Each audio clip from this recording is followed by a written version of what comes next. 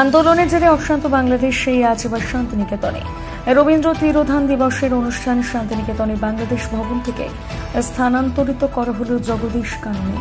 বিজ্ঞপ্তি প্রকাশ করে সংবাদ মাধ্যমকে জানালেন বিশ্বভারতীর অস্থায়ী উপাচার্য অধ্যাপক অরবিন্দ মণ্ডল। 2018 সালের মে মাসে শান্তিনিকেতনে আন্তর্জাতিক বাংলাদেশ ভবন উদ্বোধন হয়। উদ্বোধনী অনুষ্ঠানে উপস্থিত ছিলেন বাংলাদেশের প্রধানমন্ত্রী শেখ হাসিনা, ভারতের প্রধানমন্ত্রী নরেন্দ্র মোদী এবং পশ্চিমবঙ্গের মুখ্যমন্ত্রী মমতা বন্দ্যোপাধ্যায়।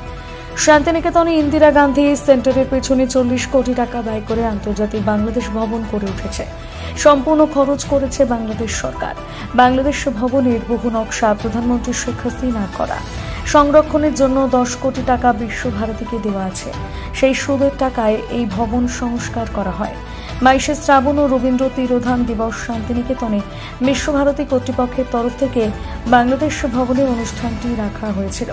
সম্প্রতি বাংলাদেশের উত্তাল পরিস্থিতির কথা মাথায় রেখে বাংলাদেশ ভবনে অনুষ্ঠান অন্যত্র সরিয়ে নিয়ে যাওয়া হলো। বিশ্বভারতী উপাচার্য অধ্যাপক অরবিন্দ মণ্ডল জানান, শান্তিনিকেতনে বিশ্বভারতী কর্তৃপক্ষ বাংলাদেশ ভবনের নিরাপত্তা বাড়ার বিষয়টা সুনিশ্চিত করেছে। বৃক্ষরোপণ অনুষ্ঠানটি ছিল বাংলাদেশ ভবনে। রবীন্দ্র তিরোধান দিবস উপলক্ষে খুব স্বাভাবিকভাবে বাংলাদেশ ভবন থেকে জগদীশ কাননে স্থানান্তরিত করা হয়েছে।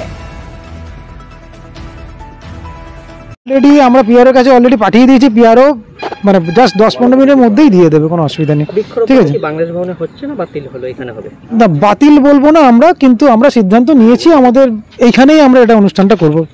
বাংলাদেশ ভবনের একটা সিদ্ধান্ত ছিল, কিন্তু এখন সিদ্ধান্ত নিয়েছি আমরা এখানে করব। স্থান পরিবর্তন।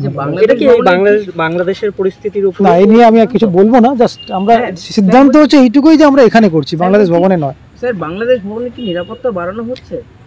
বাংলাদেশ ভবনে নিরাপত্তা বাড়ানো সেরকম নয় ঠিক, কিন্তু বাংলাদেশ ভবন যেহেতু আমাদেরই একটা প্রপার্টি, তো সেটাকে কীভাবে ঠিকঠাকভাবে রাখা যায় তার চিন্তা ভাবনা আমরা করছি, এবং আমাদের সিকিউরিটির তরফ থেকে সব রকম মানে চিন্তা ভাবনা নেওয়া হয়েছে। তা আপনারা নিশ্চয়ই দেখছেন ওখানে।